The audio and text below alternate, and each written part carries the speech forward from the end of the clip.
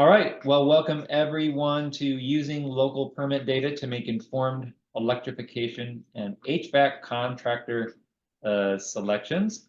Before we get started, we want to say a big thanks to our Platinum Plus sponsor, Mitsubishi Electric. For those of you who did not know, recently it has been super cold a couple of weeks ago, and I am excited to say again, I made it through another cold snap being 100% electric heat pump systems pulling heat out of the air with a Mitsubishi Hyperheat system. They now have a Hyperheat Plus, which I just learned about. And so these can work even better and more efficiently at even colder temperatures, as we can expect to get more extreme cold snaps, but also most likely we'll have much significantly warmer weather like we did in December, helping keep my utility bills down going heat pump.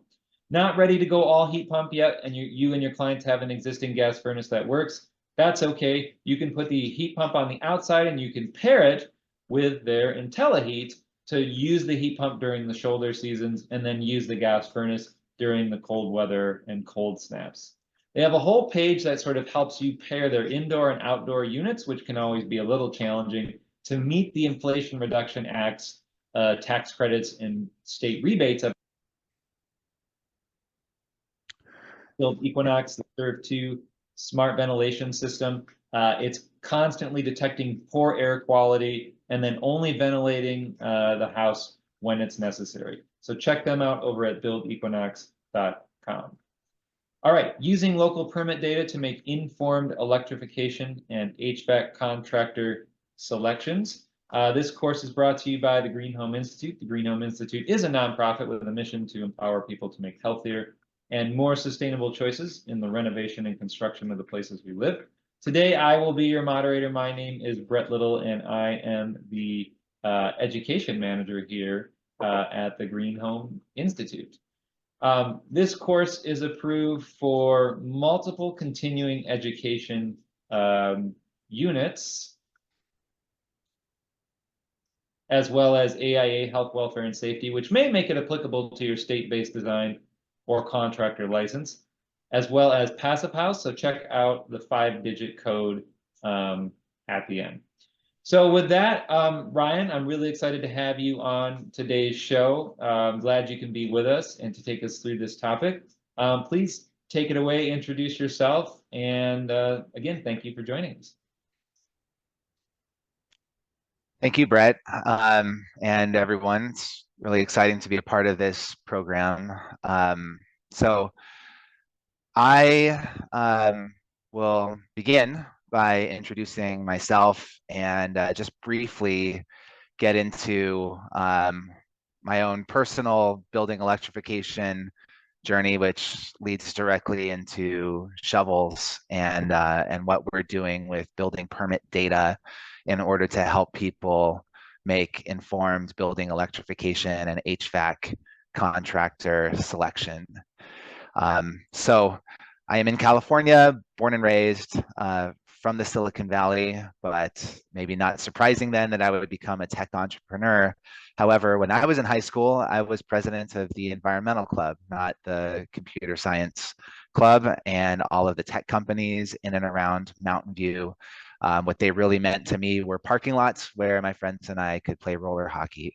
So I remember the Netscape and the Sun parking lots, and we would sort of choose which one we wanted to go to based on how many obstacles we wanted to go around and which parking lots were likely to be empty after school, 3 o'clock on a Tuesday.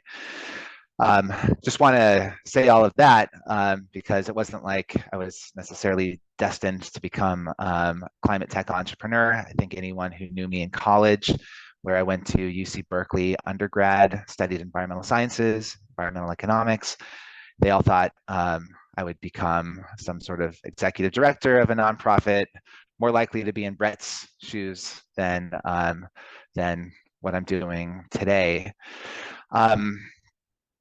Because of that, studied this stuff broadly, environmental sciences undergrad. Actually did energy policy at the Harvard Kennedy School, again, sort of on that track to do something more on the policy and political side.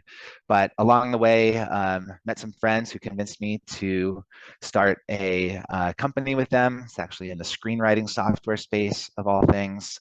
Got an MBA, and that sort of set me off on this trajectory into B2B tech entrepreneurship. It's very Silicon Valley kind of oriented. Lived in San Francisco for a while, did a content marketing startup, then a mobile data company along the way, a lot of sales and marketing tech, big B2B contact data. Giving you all of this background really as a lead in to just about a couple years ago, a year and a half, well, I should say 2 years ago, my wife and I, we decided to tear our house down to the studs and expand it.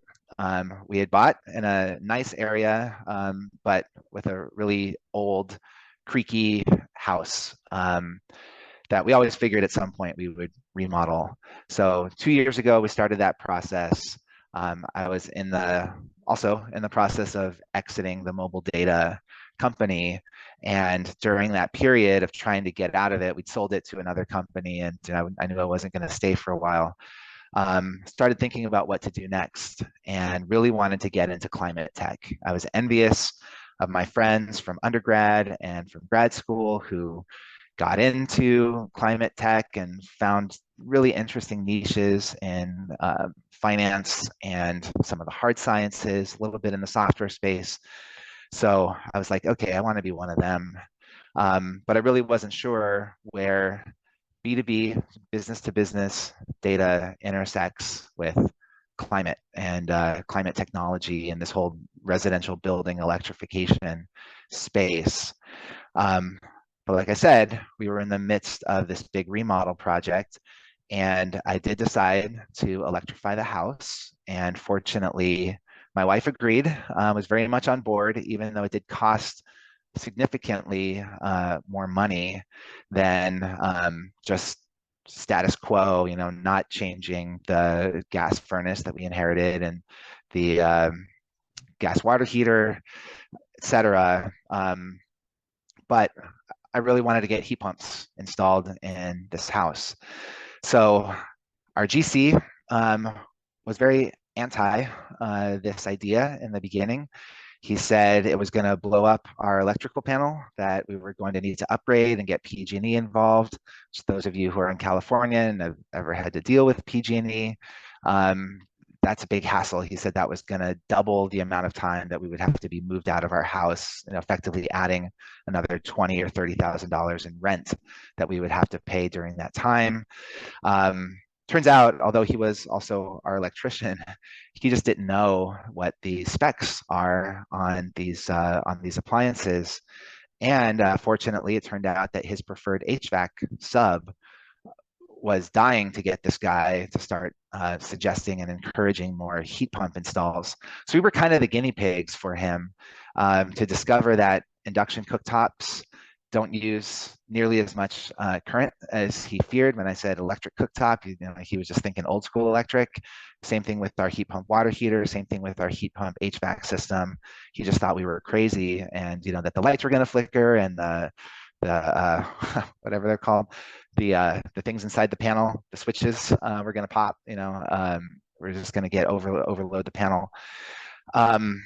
Long story short, this was a great process. We got really, really lucky with this HVAC contractor, as well as our GC, on budget, on time.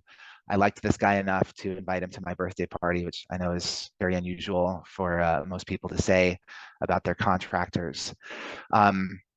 This is what got me really curious about building permits. So like I said, I am not from the trades. I feel a little out of place here. I know most or many of you are, but I mean, yeah, I'm just not. I'm a tech person, data person, and I just wasn't really aware of even what a building permit is. So with that sort of as the long intro, I'm going to start sharing some slides and go through really what we do with shovels, because shovels kind of picks up from where I just left off.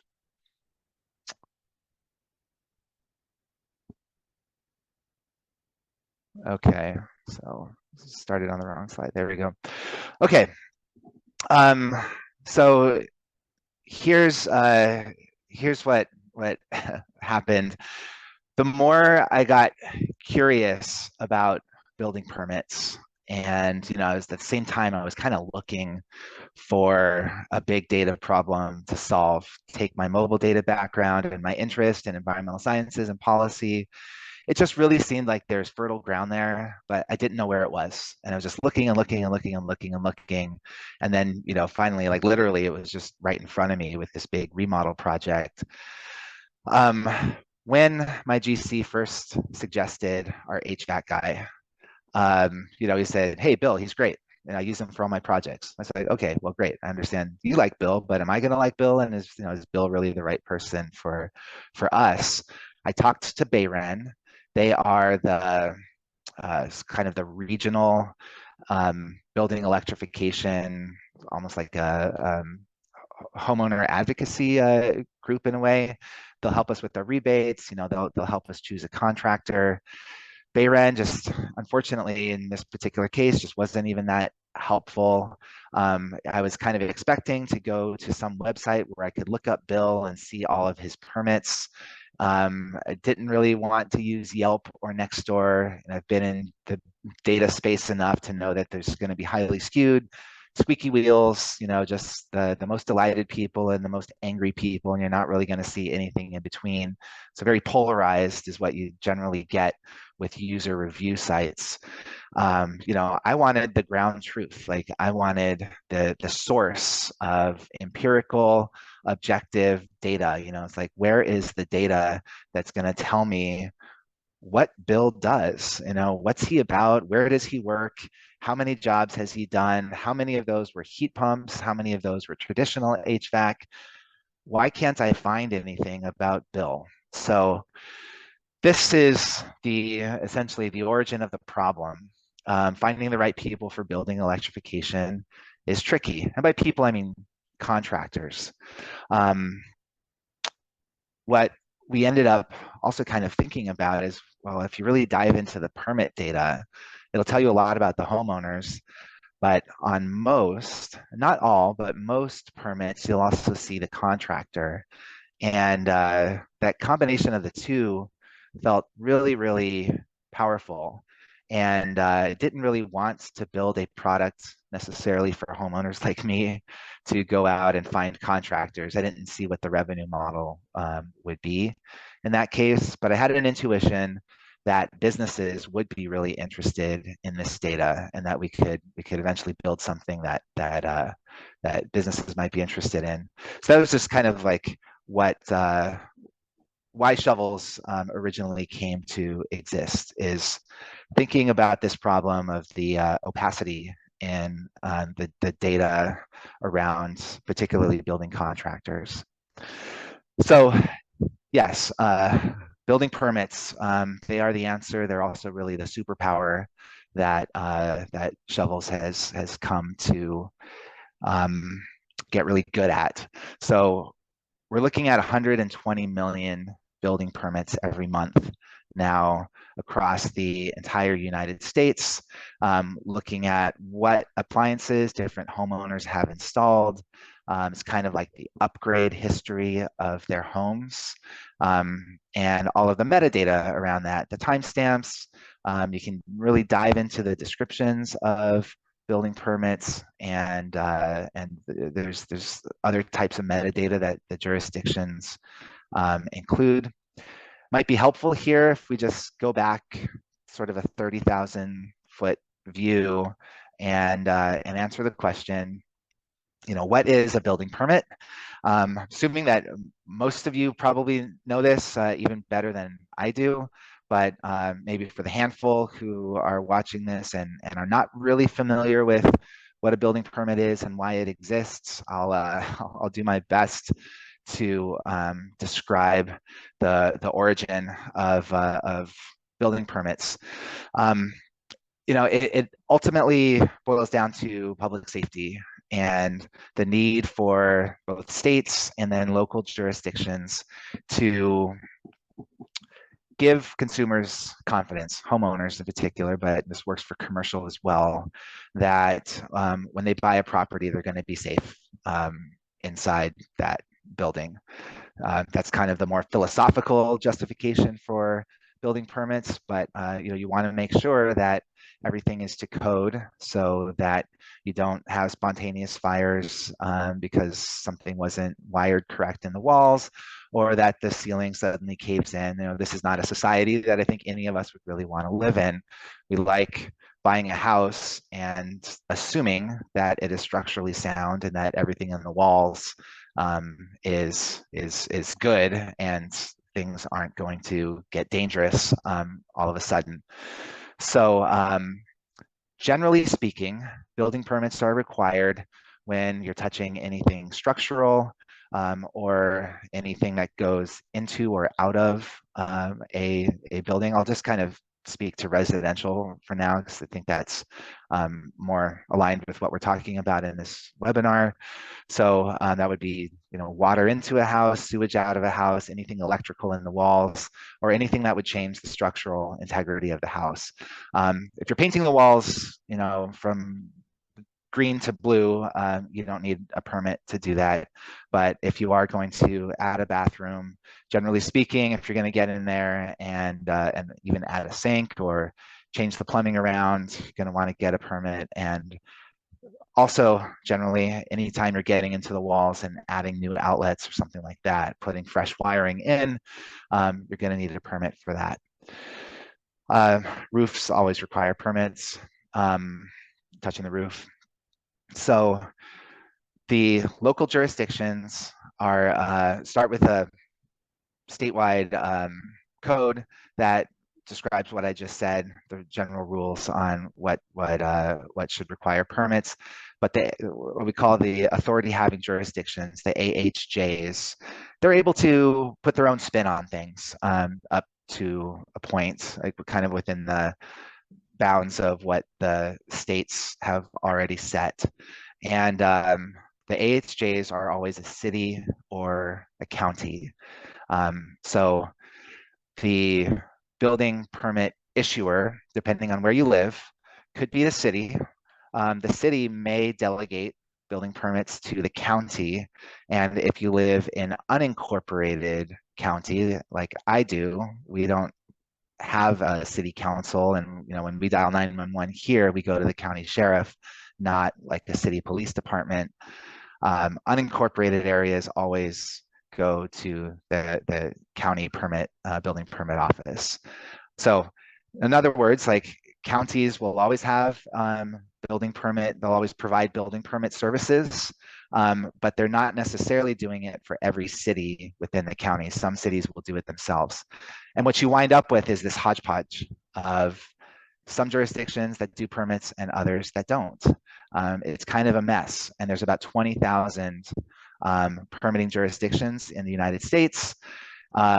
We are in, call it the top 20 or so percent of those, which covers 75% of the population. We're starting in the most populated areas and then kind of filling in the gaps and moving more towards the rural areas. But all told, that's 120 million permits. So permits are messy.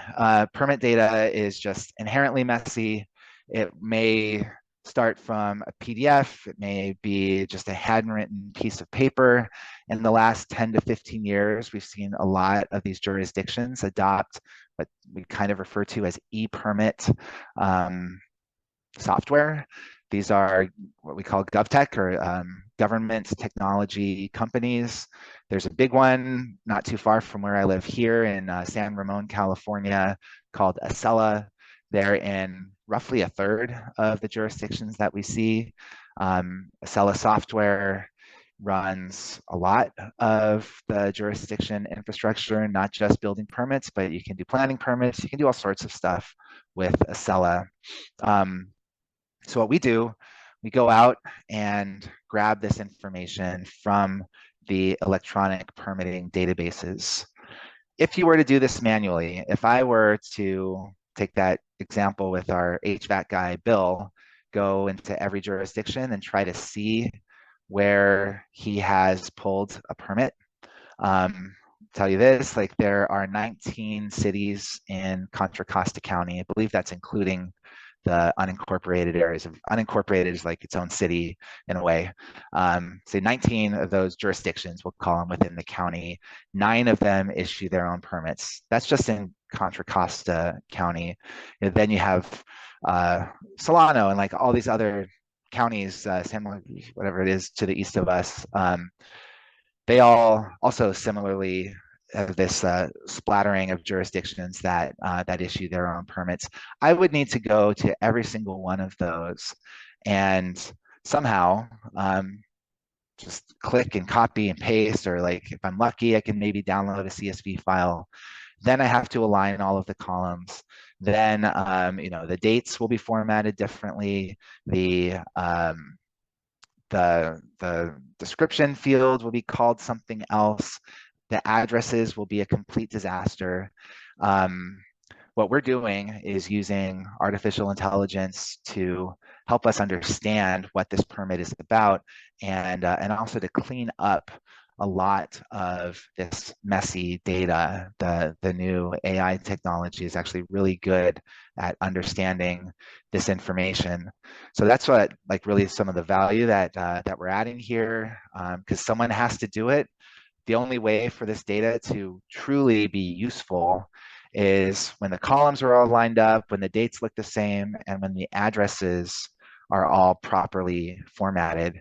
And it's a really big job. Like, it's a tremendous data science lift to do all this. But we did it in the mobile data field, and you know, this is what gets us up in the morning. It's a really fun problem to want to solve just from a like pure data engineering standpoint.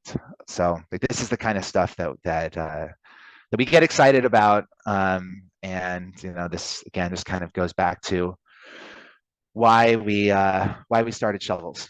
So that's just more broadly speaking what a permit is and sort of what we do. And let's just now focus on exactly how, like, what this has to do with building electrification.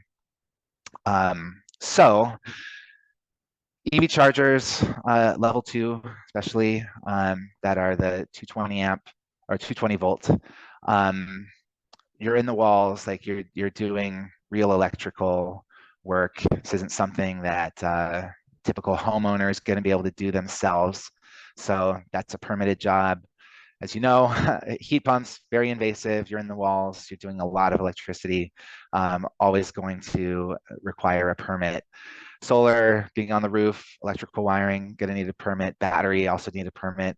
Even what's kind of interesting, insulation, often, not always, but often a permitted job. I didn't put it on here, but induction cooktops, and not just heat pump HVAC, but heat pump water heaters, heat pump dryers will also require that that 220 volt line. So all of these activities or upgrades that homeowners will do will require a permit.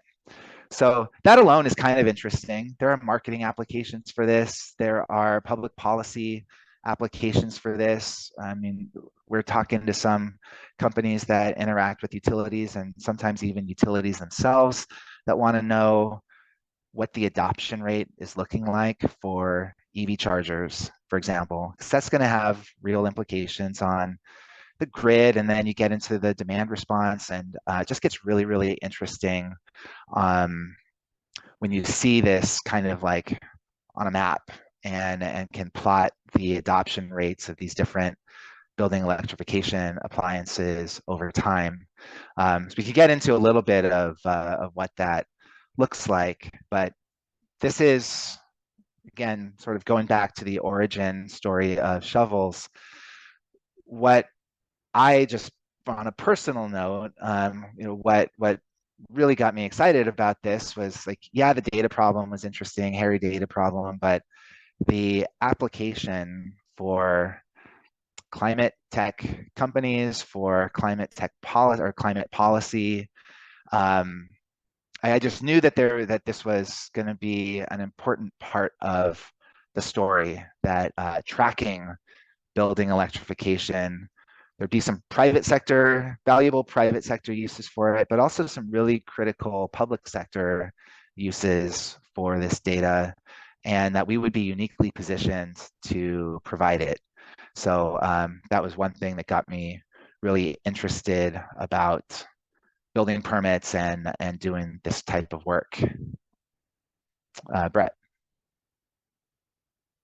I don't, and maybe you're going to go into this, so if you are, that's fine. There were some questions, and I was curious. I'm looking at heat pump, and you broke heat pump down by heating, water heating, dryer. But what about breaking down the heating elements of heat pump to, ductless, ducted mini splits, and someone asked here ground source heat pumps. Is that something where someone can get that level of detail? Yes. So we do see that in the permit detail, in the description, and we're able to search that description field to look for terms like ductless or ground source versus air source heat pumps. So that is granularity that we are able to see. Yeah, the sky is kind of the limit. So I will move along here, just talk about two sort of general use cases, and then like what it would look like to actually put some software on top of this data. So one of the things that I've heard a lot about in the climate tech community is a need to build or aggregate for these climate tech companies, these startups that are sometimes doing their own hardware. There are Y Combinator, it's a really famous, very prolific incubator based in California. They were originally in Boston. So they're YC backed. There's basically venture backed heat pump startups. It's like fascinating that Silicon Valley money is going into building heat pump hardware. Well, companies like that are going to need to create relationships with installers. And as they expand across the country, it's going to get harder and harder for them to manage all of these relationships and find good installers in San Francisco as well as Topeka. That's a big job for them, and it's kind of out of scope in a way if they need to focus their energy on building the best heat pump hardware.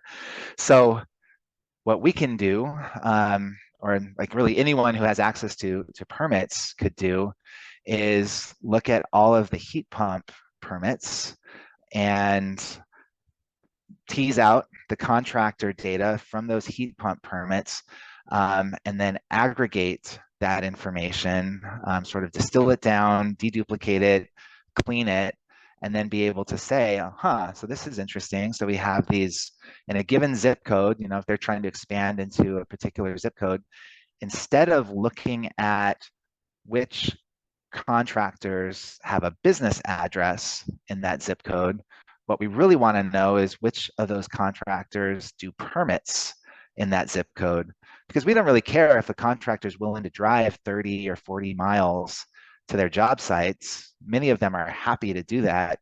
So the best contractor for me might not be the guy or the gal who lives and works, or should say lives and has a business address in that zip code.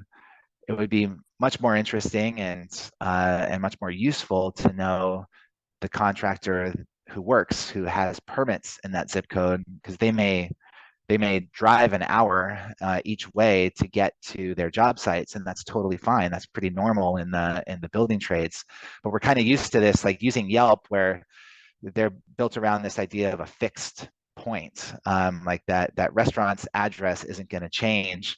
And then they started using Yelp for building contractors, which doesn't really make sense because these folks are totally mobile. Like they get in their cars and they drive. So it doesn't really make sense to take a Yelp model for contractor selection. Instead, you should base it on permits. So that's what we're talking about here. An interesting use case to build out installer networks. On the flip side, for building contractors who and hardware companies, climate tech companies, even like Mitsubishi, if they wanted to run a marketing campaign for homeowners who are likely to buy a heat pump, in this case, I'm talking about an EV charger, we could use other kinds of upgrades to identify like likely EV charger purchaser. Like if they have solar panels, but they don't yet have an EV charger permit, we can see that there was a solar permit. There's not an EV charger permit. Chances are sometime in the next few years, that homeowner is going to buy an EV and need to install an EV charger. So instead of spraying your marketing all over the neighborhood, focus on the homes that have solar panels but don't have an EV charger permit that we can see. Interesting marketing use case. Again, this sort of ties into my sales and marketing tech background to think about using building permits for this purpose. But what I really want to talk about in the next 20 or 30 minutes or so is specifically how to use building permit data. Let's get to the heart of what this webinar is about now. Using building permit data in order to identify the right building electrification contractor. So because we see these 120 million building permits all over the country, and we've done the heavy work, the hard data work of extracting the contractor off of the permit and deduplicating that information. It's actually a pretty interesting, tricky problem. I can describe what we do in the Q&A maybe if we want to sidebar and sort of go deep on this data problem and why it's so complicated to just take the building contractor data off a permit, sort of cluster the ones together that are pretty clearly the same contractor, and then go back and tie all the permits back to that cluster of contractors who were pretty darn sure like that's the same person or the same company. We've done all of that, and when we count up the unique contractors nationwide who install heat pumps, for example, we get 61,000 contractors across the whole country who have installed at least one heat pump. This is broadly speaking, heat pumps could have been a heat pump HVAC or a heat pump water heater. We see 20,000 unique contractors in the entire country who have installed EV chargers, 81,000 solar installers, and 16,000 battery installers. Ryan, what does that 61,000, how does that compare to, those who aren't installing? Do you have like a sort of percentage there? That is a good question. I would need to switch screens to answer that right now. I don't have that off the top of my head in here. I mean, I would imagine it would be quite a bit higher, but I could calculate that before we leave. Or actually, here I can pull a lifeline. If there's someone in the, I know I have some Shovels team members here. If someone on the Shovels team maybe wants to throw that number into the chat, I would appreciate that. We can answer it that way. Yeah, and maybe we can look at it later and send out a response too, just out of curiosity to see. Obviously, it's higher. It's just how much higher would be an interesting question. So thanks. Yeah. So Shovels team who might be listening in, just run a distinct group ID count on anyone who's done an HVAC install in the country. Okay, so I think what we're going to do now is show an example of how software could be developed to help people get direct access to this data, and start going through some screenshots of what this could look like. Okay, so here's what's kind of interesting. If we could look at a particular zip code, in this case, I'm going in my neck of the woods. This is Contra Costa County. We are just east of San Francisco here. For those maybe not totally familiar with California geography, on the far left side, well, actually, the body of water here on the left is the San Francisco Bay, and you see Berkeley. So there's sort of your orientation. We're just about 20 miles to the east of San Francisco. So anyway, that's where we are. Zip code 94549.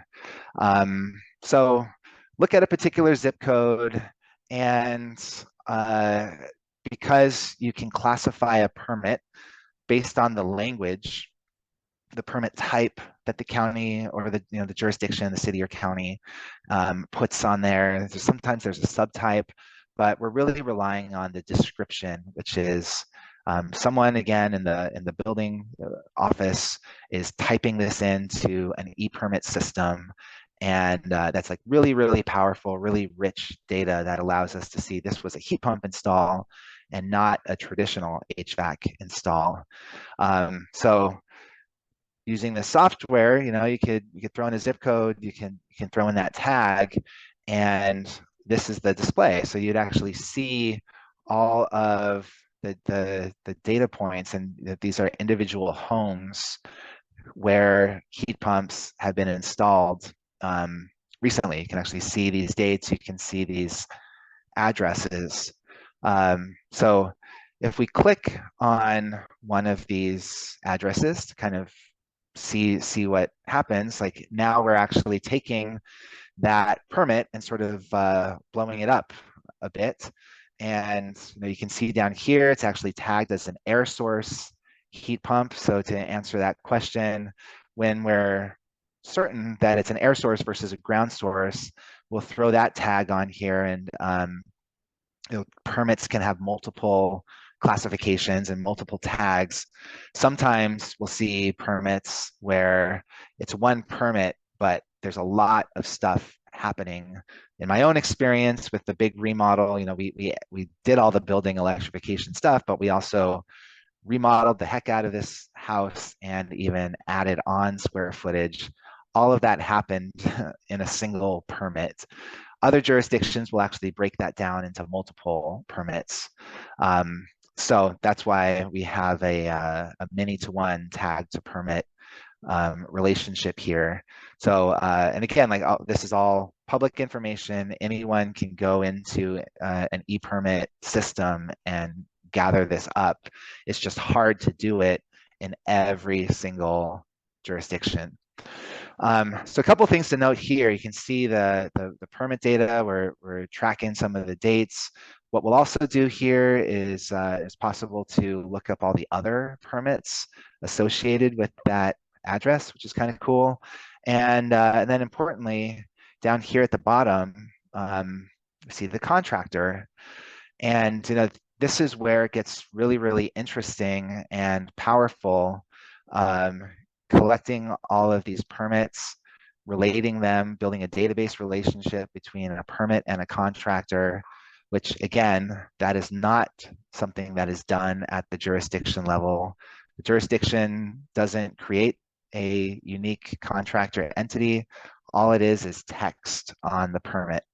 So don't want to harp on this too much, but that's like the real data engineering challenge, is to take that text and actually build a database object from that. So we have that, and we have this permit, we have a contractor on it. It's kind of interesting to think about, well, what could we do with this contractor object? let's maybe take a look at what happens if we build a like a view of a contractor. So this is actually what it could look like. What's nice about this is instead of like focusing in on a single zip code, because contractors don't work like that. Back to my point about searching Yelp for contractors. Contractors are like far from static, like they're the furthest thing from like a static point in space. They are dispersed, and by looking at it this way, we get a really interesting view of what you might describe as a service area of a contractor. And another kind of like interesting calculation that could be made here is you could actually maybe draw a boundary around all of the permits that a contractor has and calculate the square mileage around all of the permits. And you get a sense of how the size of that service area. And, you know, maybe for a climate tech company, we can geo-bound it and they can say, okay, here's some coordinates. Which contractors' service areas overlap with these coordinates? And then we could actually very, very quickly, I mean, the computers are doing all the work here, say, okay, like with that coordinate, these are all of the service areas that intersect with those coordinates, and therefore, you know, that coordinate, here's all the contractors that could, in theory, travel to that coordinate or that address, you know, no problem. It's already part of their service area. They're already working there. So that's kind of interesting. So anyway, this is like what a view of a contractor profile could look like. Off of the permits, we'll often see contact information. Kind of makes sense. You would want to contact them if you're actually interested in working with them. But importantly, over here on the right, see that list of permits. This like really goes to the heart of what I was talking about in the introduction, my kind of long-winded opening statement on what we're doing with shovels and the spark that got me really interested as an entrepreneur into solving this problem. You know, that table just didn't exist. It was not readily available to me, and I would have loved to look up Bill and see this, like just to see all of his permits. I mean, the map would be helpful, but I would kind of trust my GC that we're in his service area. Like, you know, they work together all the time. But for me, it just would have been more important to verify that I'm not going to be Bill's first heat pump install. We're spending too much money on that. You know, I don't want any hiccups. I just like didn't want to deal with that headache of someone learning how to install a heat pump on the job. So just looking at these guys, Mason BPP, I don't know this contractor, by the way. This is a real contractor, but I have no affiliation with them. This was all just kind of randomly chosen. But, you know, you can see like mini split heat pumps, pretty much every permit on here, it's a mini split. Like this is what they do, and you can see there some of the CEUS specs, HSPF specs are on here. Talking about R6 flex ducts and attic insulation. The description gets into a lot of, like, again, like more rich details and just more interesting stuff that that we can say about a contractor and what they do by aggregating all of their permits. Simply displaying it on a table just really feels like the tip of the iceberg here. Ryan, does new construction show up? So if there's several new homes being built with heat pumps, would you be able to differentiate between if it's a new or existing home? That is a good question. The challenge with new construction, if it's on a brand new lot, then we won't know the address. and it won't show up on a map. We could still see the permit though, we just wouldn't really be able to locate it. If it's a new construction on an existing lot, then for sure, like that, we see that all the time. So, and the reason I ask is because there may be a difference between someone installing new versus existing, right? Existing is much more challenging. Much more challenging. And so I guess totally agree. my question is maybe coming more from the other way, like, can you tell when you're looking at this whether this was in a new home or an existing home? I think the way to do that is, forget if I have something on here. Yeah, so I would look at the related permits here and say, for example, with this home, so this one is actually, okay, so this one wasn't, oh yeah. So this one, they are replaced. So the permit data here's here on the left, replace existing HVAC equipment with ductless mini split heat pump. So very clearly, this is an existing home and this is not a new construction. I could also see in the permits that if this was a new construction, I would see the new construction permit. So this is a, I forget the trade term here, but the one for one, like the swap. Right. All right. Yeah. Thanks. Yeah. Really good question and a really good point that doing existing, like, yeah, basically crawling under the house, crawling through the attic, doing the wiring through the walls, especially the refrigerant wiring, trying to minimize the damage to the walls, and just that, like, it's an incredibly hard job to do that. Much easier to do before the sheetrock goes up, and yeah, like that's an important distinction to consider. So I know we're actually already coming up on close to an hour, so I'm gonna just show a couple more things that could be interesting to do once you have all of this permit history associated with contractors. You can, of course, count up all of the permits. You know, that's going to be, just as a basic measure, pretty darn interesting. You might also be able to look at the inspection pass rate. So embedded often in the permit data, we call it the blob. In the permit blob, there will be inspection information that needs to be kind of parsed out. What I mean by that is, again, every jurisdiction will call their inspection something else, and they'll sort of embed it in the permit in a different way.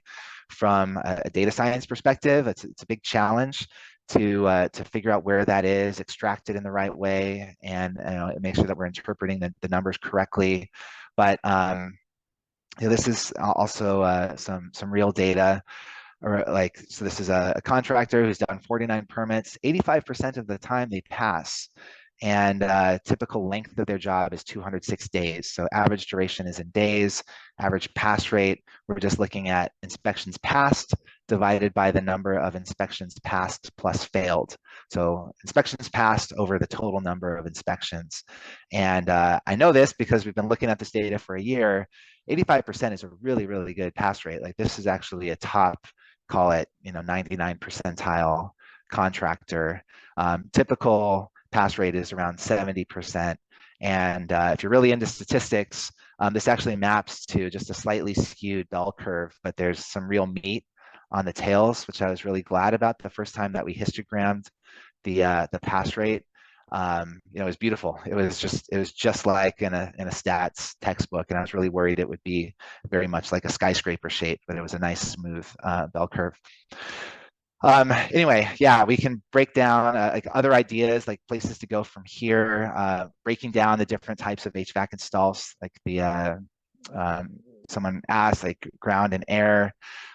Some contractors will do other services. Some are just like purely HVAC. So we can see that, like who does electrical as well as HVAC. Breaking down the duration, and it's also true that some contractors may specialize in new construction, and so their duration, like their speed's going to be a lot faster than a contractor who specializes in existing buildings and is having to break open the walls and climb through the attics and under, and it just takes a lot longer to install. Break the pass rate down that way. And also it would be really, really interesting to give some sort of a ranking. Like I talked about how this is, I know that this is a top 1% contractor. We should display that, and it would kind of make sense to also make that ranking within the same jurisdiction so that we're always apples to apples. For the tradespeople in here, we know that some inspectors are very, very difficult. Some jurisdictions are very difficult. So, but within that jurisdiction, doing the same type of work on the same types of houses, we should be able to say something correct, just based purely on the data about how a contractor ranks relative to their peers in that same jurisdiction working on the same types of projects and the same types of houses. One last thing I just wanted to show, I'm going to go a little bit faster. We could get much more granular here and only find permits where the contractor data is there. They focus on where we know definitively it's an air source heat pump and that they installed a Mitsubishi. They're a sponsor of this podcast or this webinar. We can actually, you could do that. That keyword search, this one right here, would check in the description for a keyword. And you could also add mini split, you could add ductless, you could search for anything using this keyword search. And we get a couple of hits here. Again, if we pull up that detail on one of these permits, you can see in here, install new Mitsubishi Smart multi-series mini split systems, 2 high efficiency outdoor heat pumps controlling 9 individual comfort zones. Like, wow, 6 zones or 9 zones, not bad. It's got some SEER ratings, ductless air handlers, wall ceiling mount, and importantly, they're removing and recycling 2 natural gas furnaces and a Freon AC split system. Really cool to see this happening. Of course, this took 121 days. They passed probably 3 of 4 inspections. Got a nice clean inspection pass rate there. And I know that this is an unincorporated Contra Costa County. That's why the jurisdiction is a county, not a city. And Got Watts Electric, Solar, and HVAC did this job. And they have a ton of permits. So it's kind of interesting again, like let's look at them. 86% overall, again, super, super great pass rate, fast duration. So maybe a lot of them, like maybe these guys do tend to work more on new construction, or they're not just doing heat pump installs. They could be doing a lot of other stuff that is a shorter duration, but these guys are fast too on over 1,100 permits. Right, so those are the 3 things that I'm pointing out. Some of these metrics that we can see. I might want to. So this is a snapshot of all of their permits. Be kind of nice to download them into a spreadsheet, and I can share this with my team. I can do other analyses with this. I can upload this into a CRM. Having a software product that allows the export of the data, of course, gets also really interesting and useful. And then the final thing that I want to show, since we're coming up on our hour here, is it's kind of like this idea of favoriting a contractor. So in the homeowner use case, the original one going all the way back to the start of this webinar, where I'm kind of on the hunt for a good HVAC contractor who is doing work in my area, maybe installing the type or the model or the make of heat pump that I want to install. Like just full disclosure, just we use a Fujitsu system here in my house, but if I were just really wanting to use a Mitsubishi, like gosh, it'd be super convenient if I could just search every heat pump HVAC installer and look for the ones who have installed Mitsubishis in the past. And so I know that that guy, not only do they do heat pump HVAC, but they actually do Mitsubishi heat pump HVAC. I want to favorite that person. So what I'm doing here is just clicking that star, and now they're going to show up on my hypothetical homepage for a software product. From here, like, you could do a lot of interesting things. You could get email alerts, sort of summaries. Hey, Gottwatts is doing another project in your area. It'd be really interesting also to get a view of a jurisdiction and see, like, here's all the heat pump permits going on in Contra Costa County right now, and just get like a whole view, and how long it takes to get that permit approved, how long it typically takes to get that heat pump installed, who the active contractors are just in Contra Costa County. There's sort of just another way to display this data. From a contractor profile, might even be convenient to show similar contractors. You know, they're, again, like, doing the same type of work in the same jurisdictions. And instead of this being on a web browser, you know, mobile apps could be fun. There's just point is here, there's a lot of potential for what you can do when you have all of this building permit data, and you want to say something about contractors and, like, find the best building electrification contractors.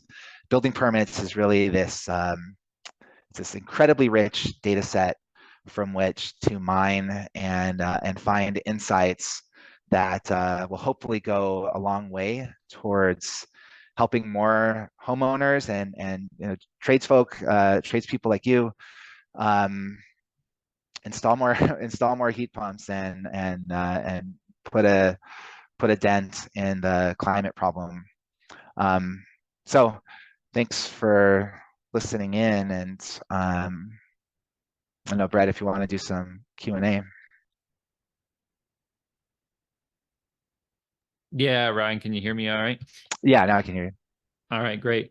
Yeah, thank you, everyone, for joining us here. And before we wrap up and get into the Q&A, just as a reminder, if you want to re-watch this session, share it with your friends, colleagues, catch anything you might have missed, it is being recorded. It's hosted up on our YouTube channel. Check it out in the next couple days. And if you want to subscribe, you'll get an instant update when it is available.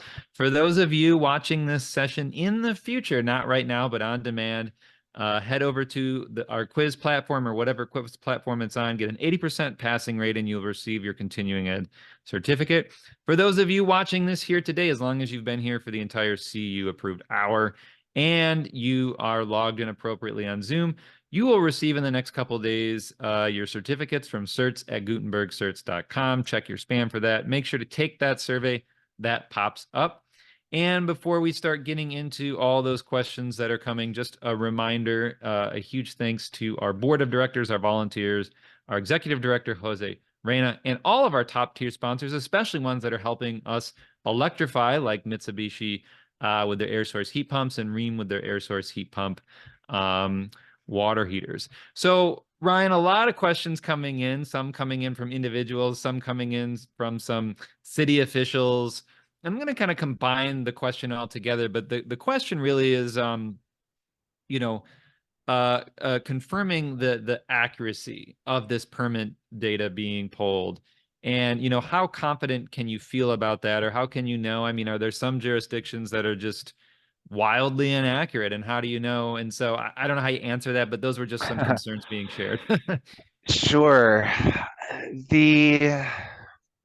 So yeah, answering about, like, inaccuracy, there could be omissions. I haven't run into any cases where the permit data that is displayed is just straight up wrong. There are a lot of cases, though, where the data is blank, and that either the contractor isn't there. I mean, there's clearly a contractor on that project, but it's just not there. Or that we just can't see when that permit was filed. For whatever reason, on that particular permit, the file date's missing, the final date is missing, the status is missing. We didn't really talk about permit statuses in the webinar, but it's really maybe inaccuracy by omission is the way that I would say is like our main struggle on the shovels side and wrangling with this data is that there's problems that we can run into there. Yeah, I think might have had someone on my team also chime in there. Not sure. Oh, okay. I just saw an alert. Never mind. So moving, from the accuracy, you spoke about the pass fail rate as one way to sort of identify contractor effectiveness. Now, of course, we know code officials aren't always savvy enough. Like you said at the beginning, right? The permit is about safety and about ensuring safety. And so a lot of code officials just aren't always savvy enough to really know, installation quality, or how solar is installed, or how heat pumps should be installed and functioning and commissioned properly. So can you just speak to people who might be concerned about that? Yeah. Yeah. So I definitely understand that inspection pass rate is potentially perhaps a controversial metric for evaluating contractors. And we do want to be fair and very careful about how we could share that data and encourage customers to interpret it in a certain way.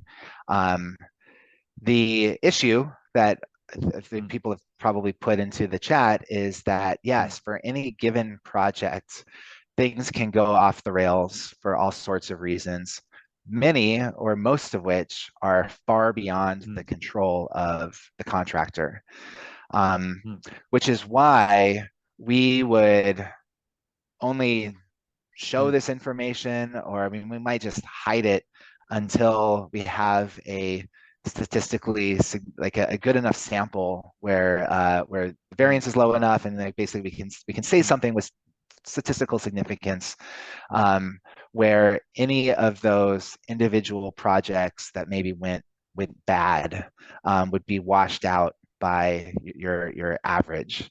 And because you can't really evaluate a contractor on a single project, which is honestly, like, that's going back to, again, the whole premise here of why we don't like Yelp, and why we just feel like Yelp is really unfair to contractors as well, where the only people posting on Yelp are the ones that are really, really unhappy, or the ones who, for whatever reason, they feel compelled to sing their praises, which honestly just like doesn't happen as often as it probably should. And this is about as objective a way as we can get, but it would require having enough data to say that here is their average inspection pass rate, because it's based on enough data points where there's significance here, and that's just kind of a math thing. And this kind of came in as a slightly maybe suggestion / question, but especially I think looking at the new construction homes and what's going on, somebody was wondering if you're planning to participate in the IECC, so that's International Energy Code Council's 2024 updates, with the information you have to share about what's actually happening out there. So when they're making decisions on what kind of codes to come out with, they have some more information that maybe they haven't thought about. So I guess it's more of a question, more of a request. And have you thought about anything like that? Please put us in touch. I am not in touch with that group. So we would love to make this data available for that particular use case of yeah, any kind of public authority doing coming up with policy that's yeah, it's just we haven't really talked about Shovel's business model so much, but we are not really in the we're not going to sell to individual homeowners. It's like this data will be free for the foreseeable. Like it's just not really where we are a private business. We'll need to make money, but that's not where we're going to make it. And I could see a lot of those like big public trade organizations. We would be very generous with them, put it that way. Another kind of question slash suggestion. Have you heard of the U.S. Green Building Registry? No. Well, the reason I bring it up is it's a registry someone can go on and they can look across the entire country and see where all the energy rated homes are, all the green certified homes are. And a lot of times you can see like, you know, what the energy rating of the home was or what the green level platinum lead, you know, whatever, but you can't really see what the heck is going on, why that might be.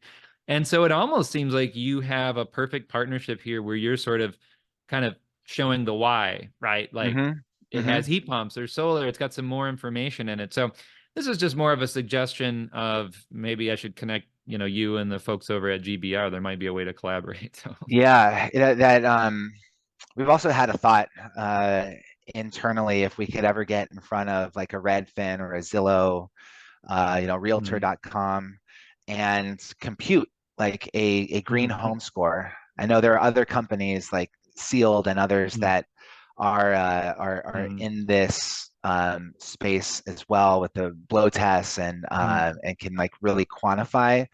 Well, we could still say something about the upgrades that we've seen, and that should be part of the listing. And you know, like we'd love to see that become more embedded in like the marketing of homes. Is like, well, how green is this home? How far along in the building electrification process has this home been? Like this, and all else equal, if I'm a home buyer, I would probably want to purchase the home that's kind of like already done all of it or a majority of it. You know, the fact that a home has a heat pump HVAC system should be a real marketing opportunity for that seller.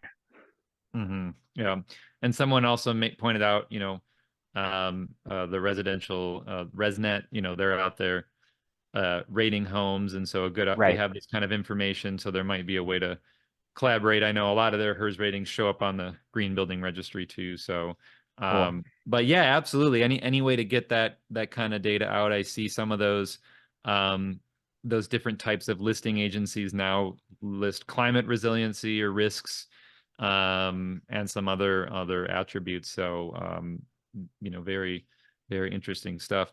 I think then the question that kind of comes up for those who are you know, doing a project, whether they're, you know, perhaps just, especially just for like individuals, right, who maybe are just doing one project. There's certainly, we have a lot of contractors and architects who are influencing many projects, but maybe just individuals who are doing one and they're trying to make that informed decision on who to select. Will you have any, I mean, what would it look like for them trying to work with Shovels or get any resources or information from Shovels? Cool. Yeah. If you're an individual homeowner, we're not going to charge you anything. We want this data to be available to for that use case, just readily available, just kind of out there. The software screenshots that I shared, these are I know that's a product that could be built, and if you check out Shovels, sign up for our newsletter list. You can go to shovels.ai and sign up on the bottom. We will tell you when a product like this is available for you to get. And yeah, like we want to sell to data to businesses, not to individuals. In other words, we're B2B, we're not B2C.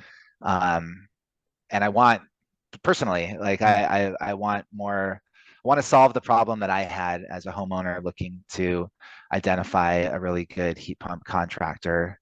And I want to give that away for free and just focus on selling data to businesses. All right. Well, Ryan, where can people, just as a reminder, go to contact you or learn more if they want to reach out?